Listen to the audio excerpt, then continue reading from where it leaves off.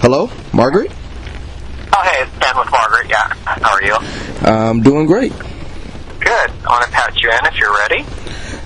Yeah, I'm ready. Okay, hold on 1 second. You have 10, 15 minutes, okay? All right. Thank you.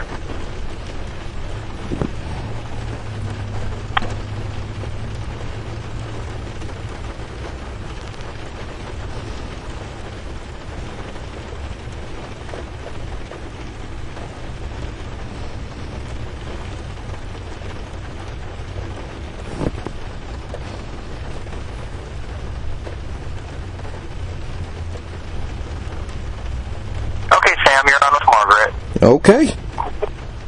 Hi, Hello, Margaret. How are you? I'm good. How are you? I'm doing great. I'm having a mini fan freakout moment because I have been watching you for quite some time, ma'am. And I love your stuff. I love what you do. And honestly, I got to be honest. It was kind of hard for me to think of questions to ask because I listen to a lot of your podcasts, Monsters of Talk with Jim Short. Oh, So that's great. Well, thank you. you're welcome. Thank you. Is that coming back? Nice. No, I don't know. I'm so busy, so it's hard to do podcasting. But so I admire you for doing it. It's a lot of work. Yes, it is. But, you know, moments like these make it very, very rewarding when you get a chance to sit up and talk to some of the people you admire, like yourself, like I admire you. And you're going to be in Thank you. All right. I mean, you're going to be in town very shortly. You're going to be at the soundboard, you know, stand up. Like, I've been watching your stand up for a while. You started around, like, when you were 15, 14? Yes, very young, and so I guess now would be my 33rd year doing this. It's great. I know it's a long time. It don't seem like it, though. Well, I guess it goes by pretty quickly. It's been really fun, you know. I really love this job, and so it's something that I've always really been glad to devote my life to. Well, one thing I was trying to prepare for, like, while coming up with, you know, talking with you, I actually talked to my wife, and we figured out, just talking to us, like, most people who come to your shows may not be traditional comedy fans, you know, because you're involved in a lot of projects. Can you kind of, like, pinpoint where your fan base is coming from on a particular night? Like, well, that person knows me from stand-up, but that person knows me from Drop Dead Diva, that person knows me from E, you know. Can you do that? Yes. Yeah, there's a lot of different places that people have seen me work, but I think a lot of times people come see me do comedy, at least initially. For me, I was making a space in a comedy club really safe for people who don't necessarily feel safe in comedy clubs. That's Asian Americans, people of color in general, women, gays. Oftentimes we're the butt of jokes in comedy clubs, and so you feel a little bit under fire when you go to a comedy club and you think, like, oh, the comic's going to make fun of me or make racial jokes or something that you don't feel comfortable with. And so I was bringing comedy to people who didn't feel like they were okay in a club. I mean, yeah, that's like your brand of comedy, and it's more honest. I mean, for lack of a better term, you go on stage, you tell the truth, and you just lay it all out there. Is there any, like, off-limit topics? Because you make it fun for everybody, but you hit some angles where some people could be offended, I guess, if they take it a certain way. Are there anything you just don't want to talk about? No, I think that's the goal. You want to be able to kind of push boundaries and take risks as a comic. That's always really important, and my favorite comics did that. You know, that's like Joan Rivers or Richard Pryor or Bill Hicks or people who were not necessarily afraid to offend people. That's kind of a good thing. Okay, I mean, a lot lately. Like, I watched Psycho, and some of your stuff is coming from your own personal history. So, is it that old saying, like, tragedy plus what was it? Comedy plus tragedy equals time, or? I Is it comedy plus time? No, it's tragedy plus time. Yeah. That's what it is. Tragedy plus time equals comedy. So. Okay. So, because comedy, ultimately, humor is a coping mechanism, and so if you utilize that, that it comes forth, it springs from suffering, so it makes that suffering somehow valuable or worthwhile. Okay, I mean, you do talk about a lot of your personal stuff. You talk a lot about your parents, and just sort of like something I kind of sort of deal with. I'm always going to be a 5-year-old little boy in my mom's eyes, regardless of whatever I do. And I kind of see that in your comedy, that where you're your mom's little girl, you're your dad's little girl, and like just even now on a big stage that you're on, you're still, the kid. Yes, that's essential too. I think that as a comedian, it's important to retain that childlike sensibility. It's an innocence also that I think is really important to bring to it. So there's a lot of things, but it's important to remember that child self that you are. One thing I want to touch on a bit, I kind of mentioned it earlier, like your time with Fashion Police, because that's starting up now. I think you guys, what is that like, man? It's like, because that is a world where they don't like a lot of jokes. Not a lot of jokes in the fashion. Well, it's something that Joan Rivers really loved doing. I know that was her favorite job, doing Fashion Police, and she really enjoyed that as a way to bring humor into fashion. And now that she's gone and I'm there, it's important for me to carry on her legacy. I'm there with her daughter Melissa and her friends, and I want to make it so that something that she would have been proud of. I think it's very important to honor her legacy. So I really have a great time doing it. It's not a world that I'm really that familiar with, but I do know what I like, and I do know some things about the art and craft of it. So I enjoy it. Like, I watched the Oscars wrap-up with Tim Gunn was on that one. I love Tim Gunn, but he strikes me as very intimidating because, well, I wear a lot of t-shirt and jeans, and I don't know that's his thing, Me too. I'm definitely casual. So he's wonderful, though. He's got a great sense of humor. He's got a really distinctive point of view, and I really enjoy being around him and learning from him. He's really a funny guy too. And I remember, I'm kind of showing my age a little bit. I think you had a clothing line a while ago. Yes. I also designed a jumpsuit for Beta Brand last year, and it's something that I dabble in. I don't really design that much, but I think it's a fun world to just sort of dip into. Ma'am, you wear a lot of hats. We talked about your comedy, we talked about fashion. You are on one of my favorite shows that ended too soon, Drop Dead Diva. That was cool. You're on. Oh, thank you. You have a reoccurring role on Dr. Ken. And it's weird because I've watched you just plain watching TV evolve from the all-American girl, no pun intended, to now this freedom-based badass you become. Like, now you've been taking shots in the political world and became a strong activist for many different organizations. And you kind of like interweave all of these things. How does that work?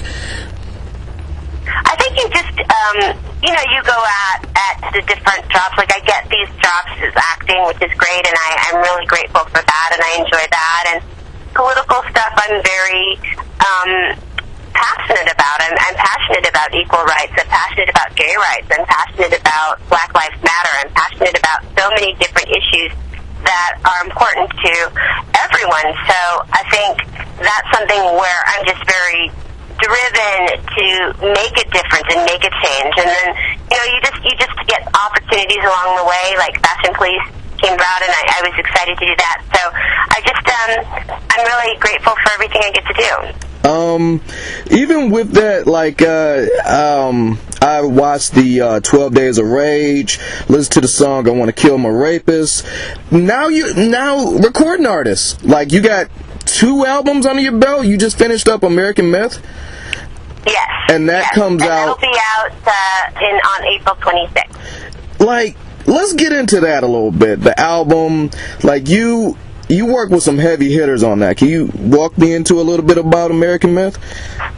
Well, it's a lot of different kinds of songwriting. I mean, I worked on it as a composer, which was exciting because I learned how to do that from people I'd worked with before, like John Bryan and Andrew Bird and Ani DeFranco. And so learning from really great people helped me to grow, and working with Fiona Apple helped me to be a better vocalist, and I collaborated on this record with Garrison Starr, who's a tremendous singer-songwriter, so I have a lot of wonderful people helping me, which is great. Okay. And you're also, I mean, do you sleep? Can I just ask that? Do you sleep, or is there a thing where you just don't? You just chose not to, I guess? No, I do. I really treasure that. I really need it. I think also traveling a lot, that makes it a little bit hard. So I do have a bit of jet lag caused insomnia from that, because I'm always kind of everywhere. So that's something that maybe I like kind of go into work mode because I get so tired.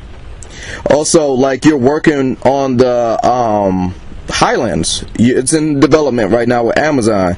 Yes. And can you tell us a little bit about that? Well, it's about a Korean family who is involved in the medical marijuana boom in California, where in even Los Angeles, just LA, there's huge amounts of money being made by people in the marijuana business, and so it's a very, very big thing. It's almost like a gold rush. So my show with Amazon it's about sort of like that. It's sort of like a Dallas, but instead of oil, it's weed. Okay. And about people getting very, very wealthy very quickly. All right. Well, you got my attention, and I can't wait for it. Hey, I got Prime. I'm waiting on it. Yeah. Cool. In your downtime, look, you're a bit of a tattoo enthusiast, and I'm using that very lightly. Like, where are you tatted? Like, I saw your arms, and I think Wendy Williams, you got one on your stomach. Is it any more? Am I missing? I have them all over. I have them all on my back and my legs and my stomach and everywhere. I mean, I think now I've sort of run out of space. So, and if you're an actor too, you can't really get them on your hands or, anything like your neck or anything that's really visible. So I have to slow down a bit. But I really do love the art form. I think it's really exciting. Like, how many do you have? Probably about 80 of them. Damn. You broke them all down into smaller sort of sections, at least. But there's always, I guess you could sort of, there's always sort of the connections. So they're all sort of together, too. So it could be considered one big one. Oh, okay. Any regrets on some of the tattoos that you got?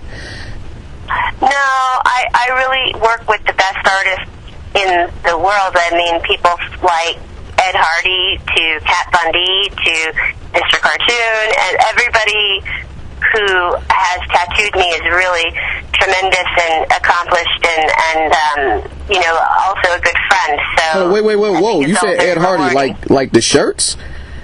Yeah, like the shirts. Yeah, Don Ed Hardy was my first tattooer. Seriously? So, yeah, he's wonderful, and he brought the sort of Japanese style of tattooing from Japan to America, and so he's a legend in the tattoo world. I see. Well, obviously, he had, I should say, because you're running out of space, a great canvas, because his art is being seen pretty much everywhere now. Yes. All right, that's pretty cool. I know you got to get out of here. We're gonna let you go. I do have one question, just as a Monsters of Talk podcast listener. I have to ask. I don't know if this is urban legend. I don't know if you lived in a haunted house. Yes, in Peachtree City in Georgia, and it was not just a haunted house, it was like a poltergeist, so there was a lot of activity there. It was really scary, and I went back with a psychic who told me that there was like various weird animal sacrifice that was happening in the backyard that opened a portal to something. I don't know if any of this is real, but it was really scary to live there. So I just am glad I don't live there anymore. Okay, all right. And a lot of stuff, like, I'm trying not to, like, we play games on the show. Just one quick one. If you want to do this, cool. If not, we totally understand. You've had a lot of public relationships, you know. So we're gonna throw it out there. If you don't want to do it, that's cool. A quick game of FMK. I'm pretty sure you played that before. I listen to the podcast. Alright. FMK. You can swear. Yes, you can swear. Fuck, marry, kill. With 3 people that you've been in the public eye with. Let's just throw them out there. Tarantino, Mark Maron, or Chris Isaac. And I like all 3 of them, so I'm very curious what you would pick. And I'll play with you. I don't care. I love them all. They're never. I mean, you know, you can't. They're all very different, but I do adore them all. So I guess I would marry them all. I see you want to put your own little spin on the game. I don't think you know how the game is played. Okay. You know what? We'll let it slide. We'll let it slide because you're awesome. That's why. Thank you. Thank you. So are you. And I know you got to get out of here, but once again, you're going to be at the soundboard on April 17th. The album comes out the 29th of April. April is just your month. Let's just put it out there. Yes, it is. But Margaret, thank you so much for just making the time to call the podcast. As a podcast, I'm pretty sure you know what this is like. Yes. So thank you. Thank you, and out of all your projects, I really selfishly kind of want Monsters to Talk back, because I kind of want to hear the backstory of all the stuff you're doing now. Oh, yeah. Okay. Well, thank you. All right, you got one fan out there, but, you know, 4 Monsters to Talk. And tell Jim, if you see him, I love his stuff, too. Okay, I will. All right, thank you so much for calling in. Thank you. Bye.